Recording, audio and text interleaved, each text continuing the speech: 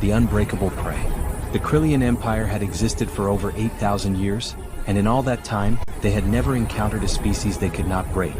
Supreme Commander Vexith stood on the bridge of his flagship, the Crimson Talon, watching the viewscreen display a small blue and green world designated as Target 848. This would be another easy conquest, another species added to the long list of civilizations that had fallen before Krillian might. Vexith was a towering figure, even among his own kind. His exoskeleton gleamed like polished obsidian, segmented plates covering a body built for war. 6 arms, each ending in razor-sharp talons, marked him as a prime specimen of Krillian evolution. His compound eyes could track 100 targets simultaneously, and his mandibles could crush steel. He had commanded fleets for 3 centuries, and every battle had ended in total victory. The intelligence reports on this new species were almost disappointing. They called themselves humans, and they had established a small colony on a moon they named New Haven. Only 15,000 of them lived there, mining rare minerals and conducting research. The scanners showed them to be bipedal creatures with soft skin, no natural weapons and fragile bone structures. They required constant supplies of water and oxygen. They were vulnerable to temperature extremes. They had only 2 arms and 2 legs. Pathetic, muttered Subcommander Thrax, Vexith's second-in-command. They are barely worth the fuel we spent getting here. Vexith studied the data more carefully. Something nagged at him, a feeling he had not experienced in decades. The humans had detected the Krillian fleet the moment they entered the star system. That should have been impossible. Their defensive satellites had immediately powered up, arranging themselves in patterns that suggested mathematical sophistication. Their colony shields had activated before Vexith had even sent a warning message. They knew we were coming, Vexith observed. How did they know? Thrax dismissed the concern with a wave of his lower arms. Luck perhaps. Or simple paranoia. It matters not. We have 6 warships. They have mining equipment and research stations. This will be over before the day cycle ends. Vexith was not so certain, but he proceeded with standard protocol. He opened a communication channel to the human colony.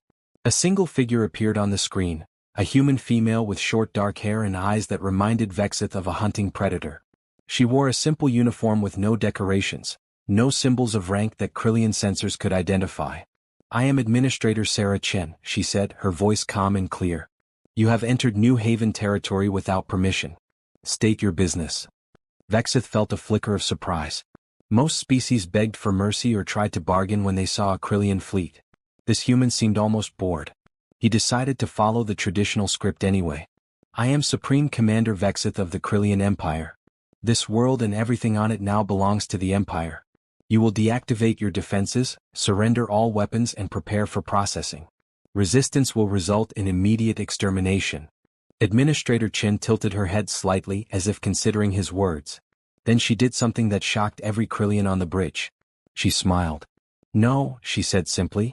I don't think we will. The communication ended from her side. Vexith stared at the blank screen, his mandibles clicking in agitation. In 8,000 years of Krillian history, in 300 years of his personal service, no one had ever responded to a surrender demand with a flat refusal delivered with a smile. Destroy their communication satellites, Vexith ordered. Show them the cost of defiance. The Crimson Talon's weapon systems locked onto the nearest satellite cluster and fired. Plasma bolts streaked through space, enough destructive power to vaporize a small moon. But the satellites moved.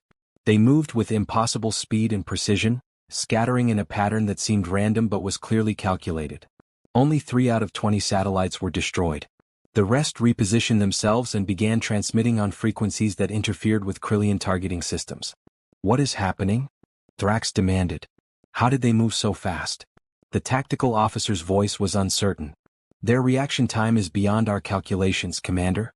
They are anticipating our targeting solutions before we complete them. Vexith felt the unfamiliar sensation again, stronger now. It was not fear, not exactly. The Krillians did not feel fear. But it was something close, something that had been bred out of his species millennia ago. It was doubt. Land-ground forces, he commanded. We will take the colony building by building if necessary. 6 assault dropships launched from the Krillian fleet, each carrying 200 fully armed warriors. Vexith watched their descent on the tactical display, expecting to see the humans scrambling in panic. Instead he saw something that made his compound eyes widen. The humans were dancing. They were not fleeing into bunkers or hiding in shelters. They were moving through the colony in small groups, following patterns that seemed choreographed. When the Krillian dropships entered the atmosphere, the humans activated what appeared to be mining charges placed throughout the landing zones. The explosions were not powerful enough to destroy the dropships, but they created massive dust clouds that confused sensors and scattered debris that damaged propulsion systems. 3 dropships crashed. 3 more landed off-target, separated from each other by kilometers of rough terrain. The warriors aboard were trained for immediate assault, but they found themselves fighting an enemy that refused to meet them directly. Vexith monitored the ground reports with growing frustration. His warriors were the finest soldiers in the galaxy, bred for combat across countless generations. But the humans were using tactics that made no sense. They would attack from one direction, force the Krillians to respond, then disappear completely. When the warriors pursued, they found traps that were clearly improvised from industrial equipment. A mining laser, reprogrammed to fire impulses, cut through Krillian armor. A cargo container rigged with explosives and dropped from a crane, crushed an entire squad. A ventilation system, flooded with superheated steam, turned a corridor into a killing zone. They are using their own infrastructure as weapons, the tactical officer reported. They know every meter of this colony. They built it. They understand it in ways we cannot. One of the ground commanders sent a desperate transmission. Supreme Commander, we have casualties. 17% of our force is combat ineffective. The humans are not fighting like any species we have encountered. They do not stand and fight. They hit us and vanish.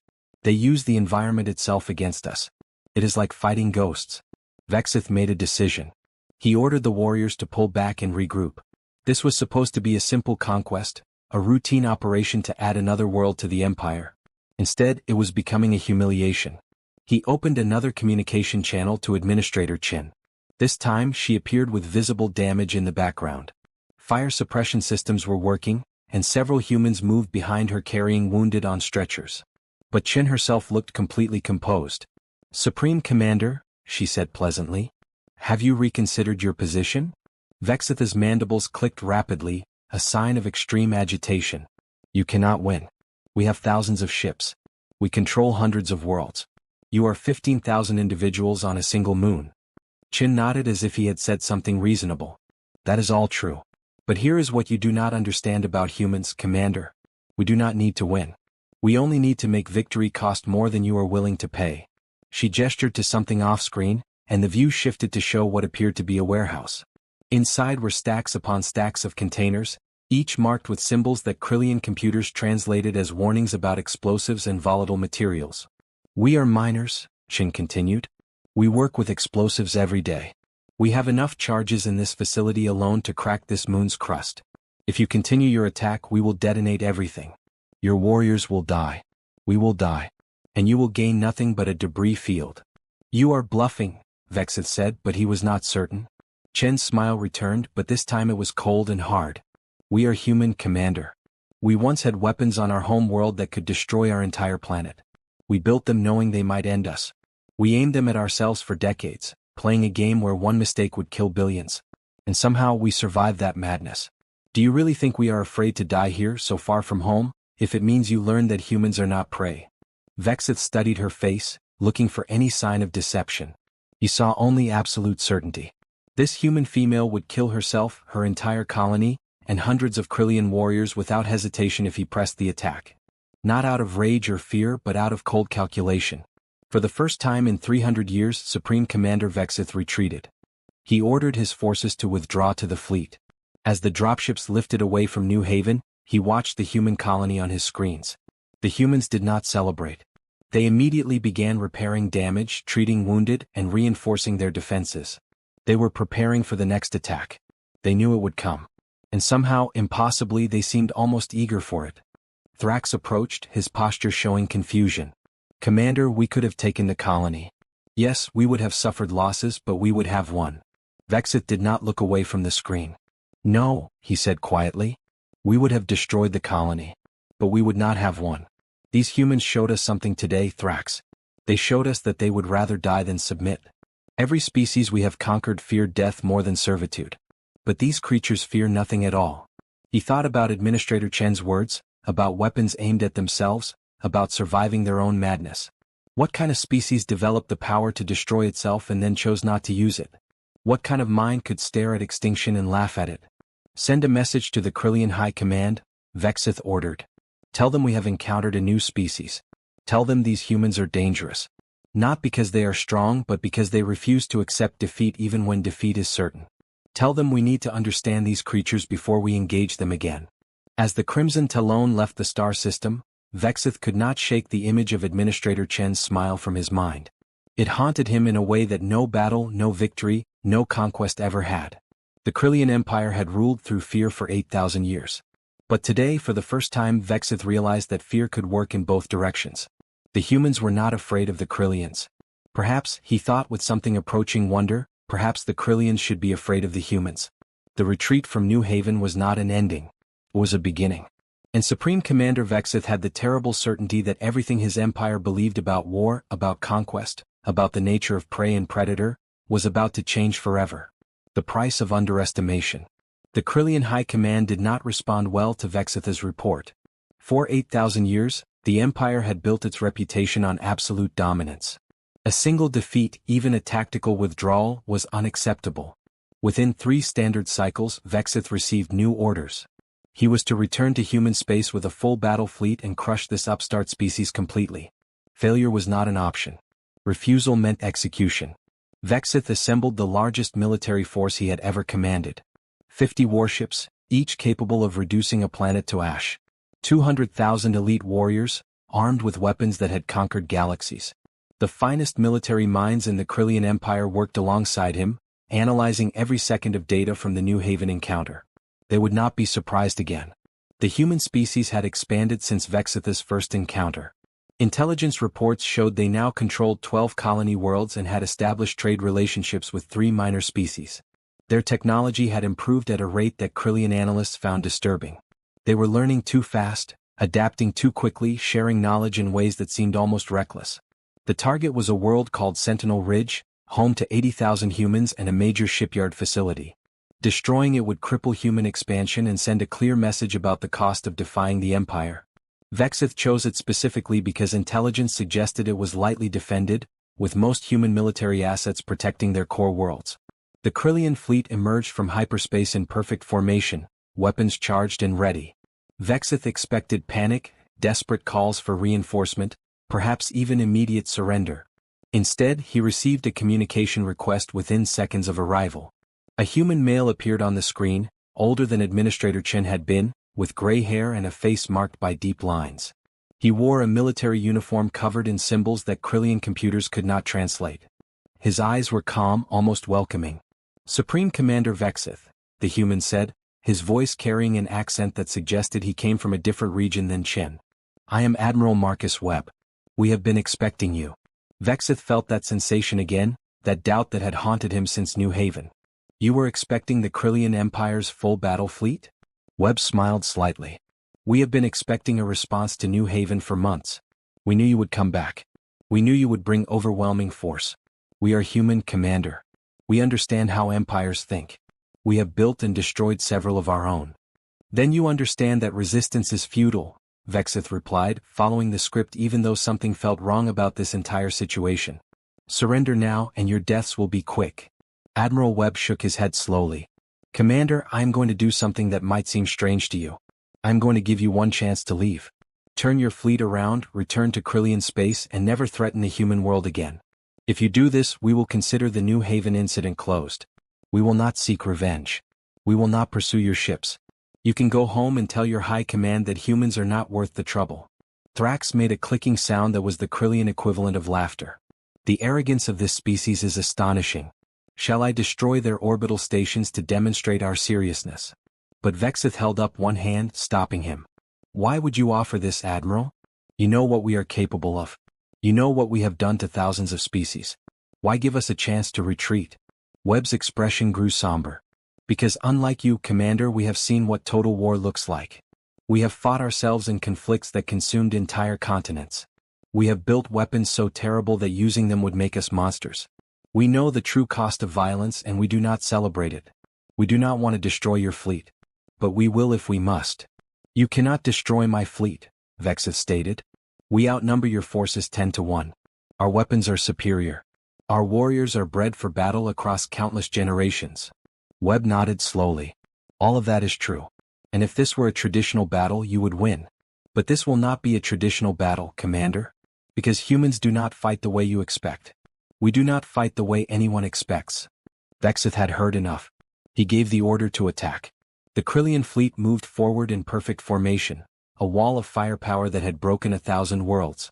Their targeting systems locked onto the human orbital facilities and planetary defense platforms. The first salvo was designed to overwhelm defensive shields and create panic.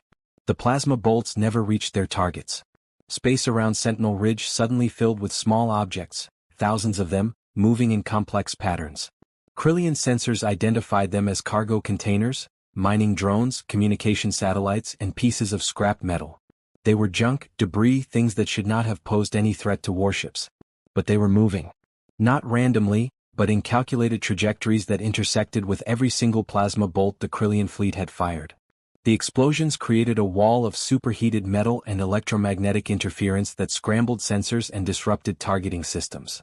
They are using garbage as a defensive screen, the tactical officer reported, disbelief evident in his voice. They calculated the trajectory of our weapons' fire and intercepted it with debris. Vexith watched in fascination as the human defense unfolded.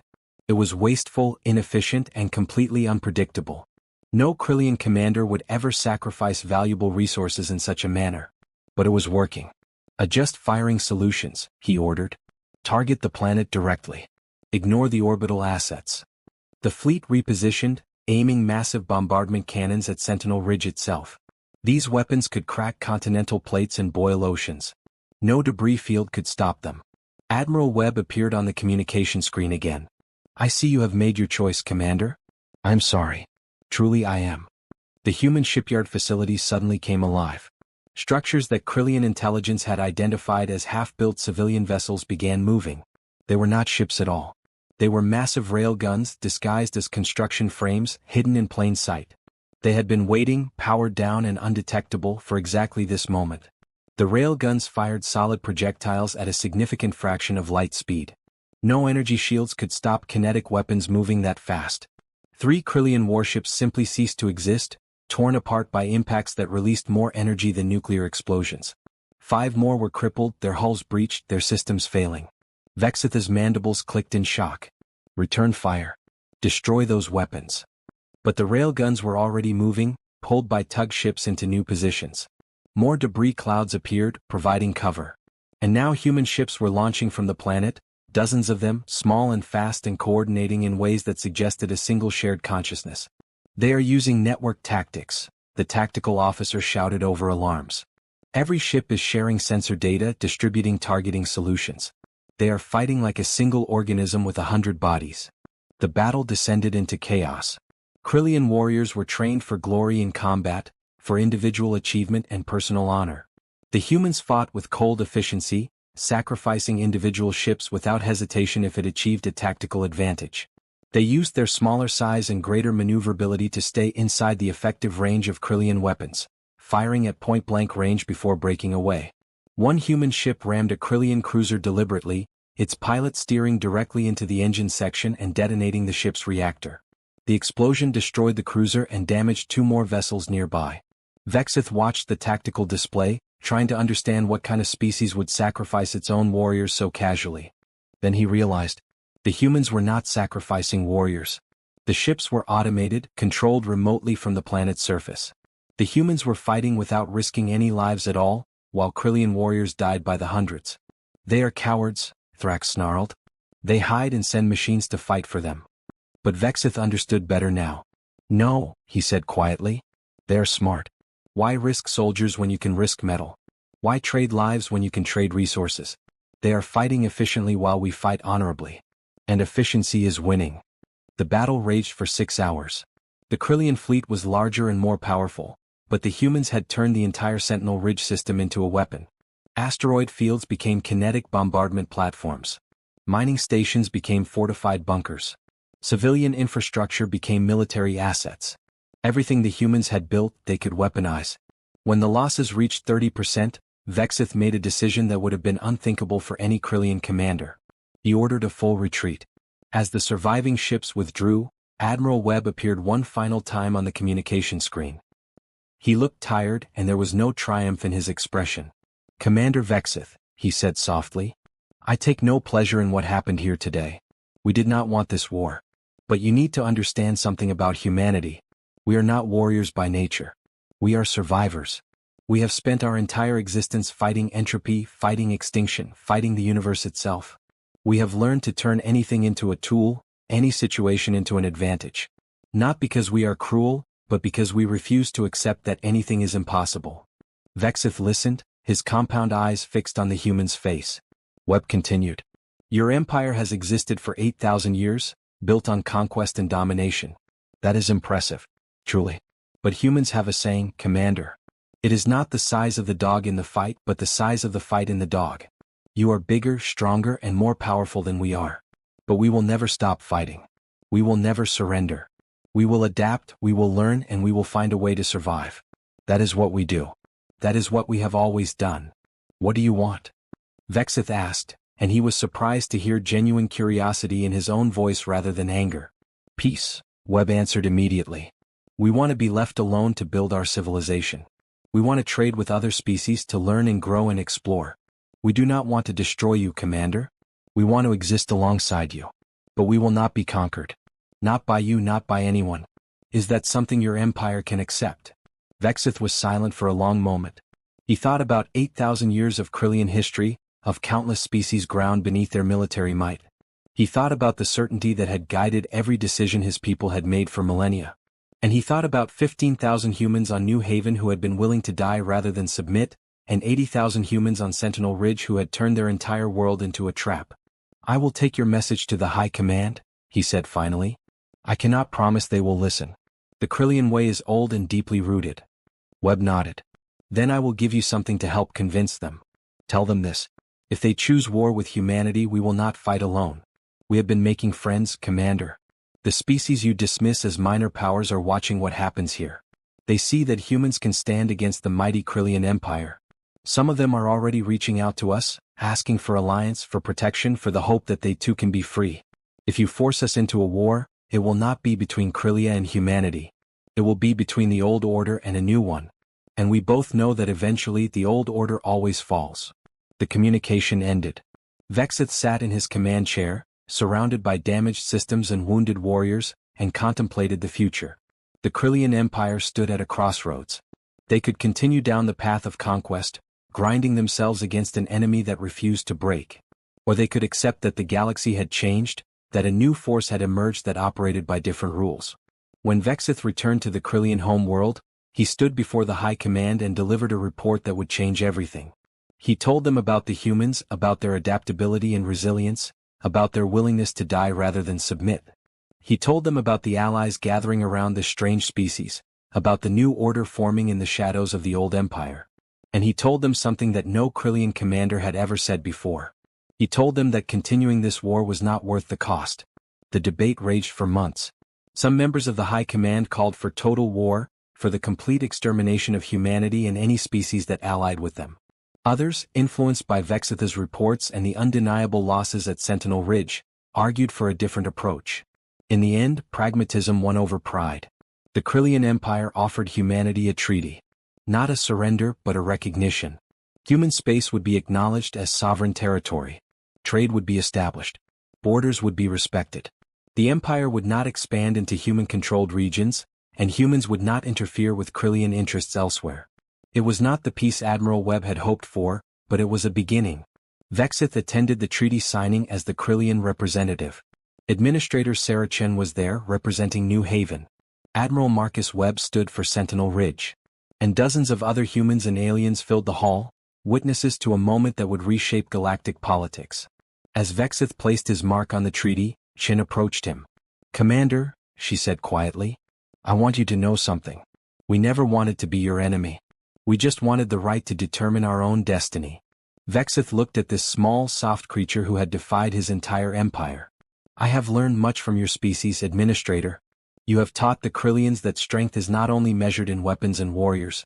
Sometimes the strongest thing a species can do is refuse to accept defeat." Chen smiled. And you have taught us that even the mightiest empires can change, can choose a different path. That gives me hope for the future. The treaty was signed and a new era began. The Krillian Empire did not fall, but it transformed. Other species, emboldened by humanity's example, demanded their own treaties and recognition. The galaxy that had been ruled by fear for 8,000 years began to organize itself around new principles. Cooperation instead of conquest. Trade instead of tribute. Respect instead of dominance. Vexith retired from military service shortly after the treaty was finalized. He spent his remaining years studying human culture, trying to understand the deeper mysteries of this species that had changed everything.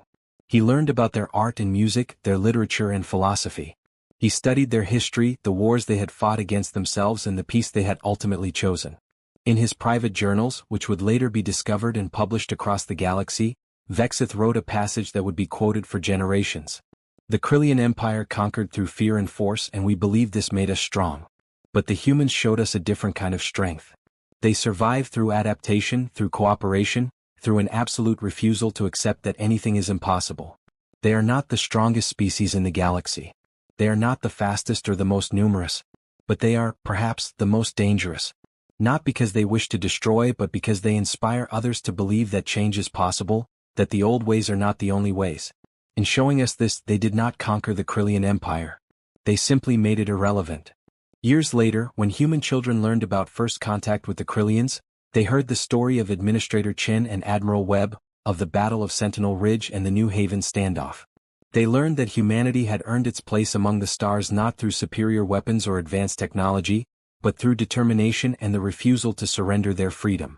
And across the galaxy, in 1,000 different languages and on 1,000 different worlds, species that had once lived under the shadow of the Krillian Empire told their children a new story. They told them about the day the humans stood up to the predators and changed everything. The galaxy would never be the same. And somehow, impossibly, it was better for it.